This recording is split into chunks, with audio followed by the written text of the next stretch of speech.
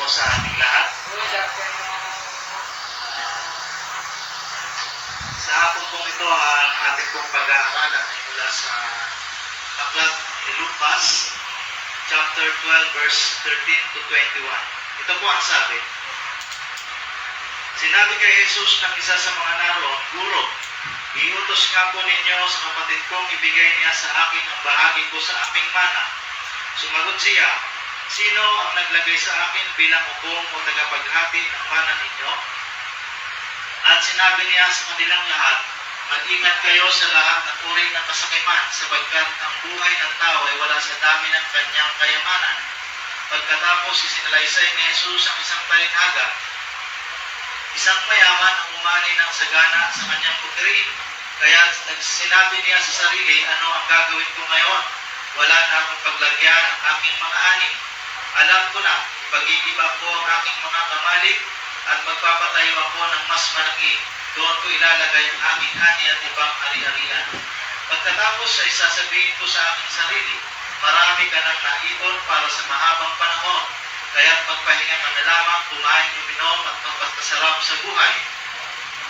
Ngunit sinabi sa kanya ng Diyos, hangal, sa gabi rin ito ay babawian ka ng buhay, kaninang ngayon mapupunta, amangan nilaan mo para sa iyong sarili.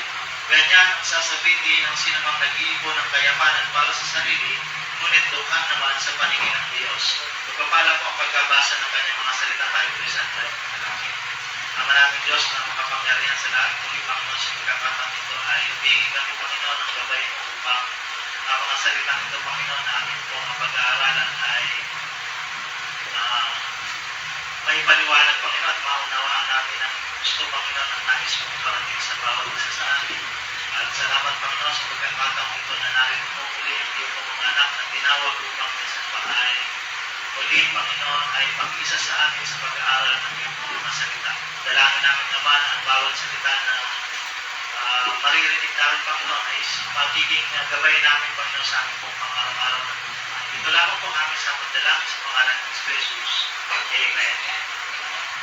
So, ayun po, ang tanong po dito ay sa ating pong binasang mga talataan, ang tanong ay para saan ba tayo nabubuhay? Yan. At marami sa atin ngayon ang talagang wala pang idea bakit ba tayo nabubuhay. Ano ba ang layunin sa atin ng ating Panginoong Diyos, bakit tayo ay nabubuhay? Bago po yan ay makikita po natin kasi sa verse na 13, makikita natin dun yung suliranin ng isang pamilya na kung saan ay nais ng isa na makuha na niya yung kanyang mana. Parang gusto na niya ma-secure niya yung kanyang ari-arian. Talagang masabi niya sa kanyang sarili na ito'y akin na talaga. Hindi na ito kumon. Akin na ito. So, yun yung isang bagay na atin pong nakikita doon sa verse 13 na namumroblema sila at kay Jesus kanila ito ibinulog. Kaya nga sabi niya doon sa next na verse ay, sino ang naglagay sa akin para mag-amin na ito mga mana? So sa verse na yun ay nandun makikita natin yung pagiging sakip ng lalaki na yun. At maaaring sa kabila at sa ganitong mga pagkakataon ay maaaring meron tayong kilalang mga ganitong tao at maraming mga ganyan talaga pero hindi na natin sila babangkitin o ano pa man. Pero marami tayong kilala na mga ganyan talaga na gusto nila ay secure na talaga yung para sa kanila. So, ang unang puntos po diyan ay ang pag-ibig sa salapi. Yan. Sa verse 16 to 19, mapapansin natin doon yung pag-ibig sa salapi kung atin pong babasahin yung mula sa 16 hanggang 19. Doon ay sinalaysay ni Jesus Christ na yung talinghaga na yung isang mayaman na umani ng sagana sa kanyang bukirin na kumbaga ay wala na siyang paglagyang kamalig or bodega o ano pa mang tawag nila ng panahon na yun. Wala na siyang paglagyan at sa halip na mag-isip siya ng maganda para sa kapwa ay ang naisip niya ay para sa kanyang sarili lang. Ang sabi niya ay ipag-iiba ko ang aking mga kamalig at magpapatayo ako ng mas malaki. So talagang parang bubukang ito may pakalaki siguro. talagang halos sabi nga niya ay hindi na mauubos. Kumbaga, sabi niya doon sa mga sumunod na talataan ay magpahinga ka na lamang, kumain, uminom at magpakasaya sa buhay. So talagang napakarami niyang inani that time. Talagang binuhusan siya ng pagpapala ng ating Panginoon. Pero sa halip nga na gamitin niya iyon para sa pagkakawang gawa o sa pagtulong sa kapwa ay puro sarili niya ang kanya inisip. Kaya ang natin doon, ang puntos natin doon ay pag-ibig sa salapi. Nandyan yung pagiging makasarili niya sa salitang ko at saka akin. Lagi niya sinasabi, gigibahin ko, akin gigaling niya. So mga ganon. Sa pamamagitan ng mga ganong salita ay pinapakita doon yung pagiging makasarili at kawalan ng pasasalamat sa nagbigay sa kanya, sa ating Panginoong Diyos. Sabi na, Lord, salamat sa mga pagpapala iyo mong ipinagkaloob sa amin. So halip na ganun ang kanyang sabihin ay puro sarili niya ang kanyang iniisip. Sa mga talatang ito ay makikita natin ang pag-ibig ng mayamang lalaki sa kanyang kayamanan. Na ito na lamang ang kanyang pinapahalagahan at tila bang parang hawak niya yung kanyang buhay. At kinabukasan, sabi nga sa verse 18 and 19, na hindi na niya iniisip kung ang Panginoon na siyang nagkaloob sa kanya na mga pagpapalang kanyang natanggap. So parang nahawak niya yung buhay kasi sabi niya, magpakasaya ka, hindi ka na magugutom, marami ka ng pagkain. So nandun yung parang sure siya sa kanyang sarili na talagang mahaba o dahil hawak niya yung kanyang buhay na hindi niya alam na ang Diyos ang nagbigay sa kanya ng buhay at ang Diyos din ang kukuha nito. Sabi nga ni Jesus Christ doon sa mga naunang talata na hindi basihan ang kayamanan ng isang tao para mabuhay. Ibig sabihin ay parang hindi porke mayaman ka, ay haba ang buhay mo. Marahil ay nakakatulong ito dahil kapag may sakit tayo, nakakapunta tayo sa mga mamahaling pagamutan ng mga may mga doktor na talagang eksperto sa ganong mga sakit. Subalit kung talagang kalooban ng Diyos na tayo ay kunin, walang magagawa ang sinuman. Kahit na pera natin limpak-limpak ay walang magagawa para madugtungan ang ating buhay. So, yun.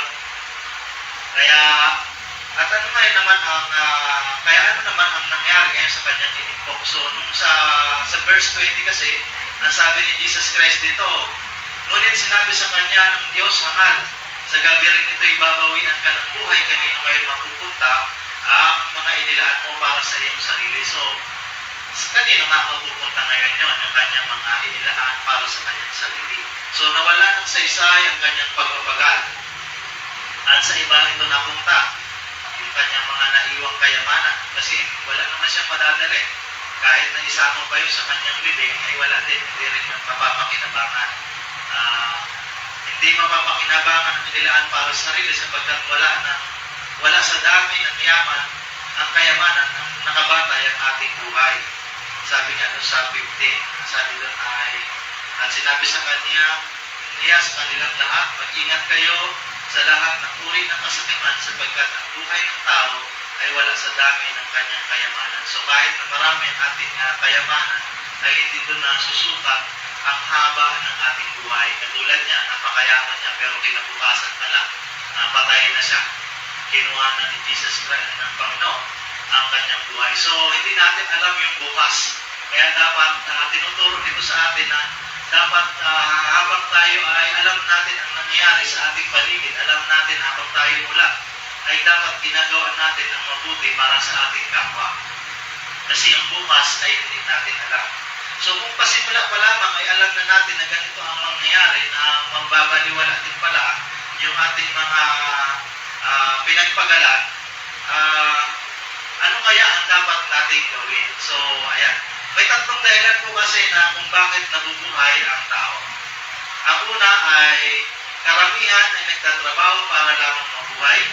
Higit pa roon, hindi talaga nila alam kung para saan sila nabubuhay, kaya inaanod-anod lamang sila inaanod-anod lamang sa buhay. Ito yung mga taong easy go lucky and go with the flow. So parang bahala na bukas, bahala na si Batman, bahala na baga parang basta buhay, ayos na.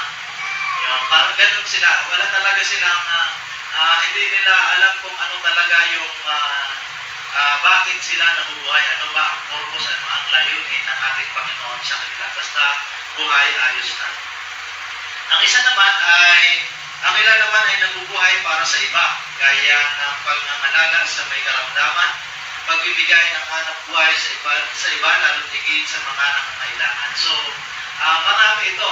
Pwede dito yung mga negosyante, mga sabihin natin ang trabaho ay talagang nasa ospital, nangangalaga ng mga may sakit. So, pero sa kabila ng kanilang mga pagmamalasakit sa kapwa o pagbibigay ng hanap buhay o trabaho o pangangalaga, ay wala naman ito, hindi naman bukal sa kanilang kalooban katulad ng mga ngayon malapit na nalalapit na ang barangay election. So maraming kahit hindi ka humingi ng tulong, lahat darating talaga yan.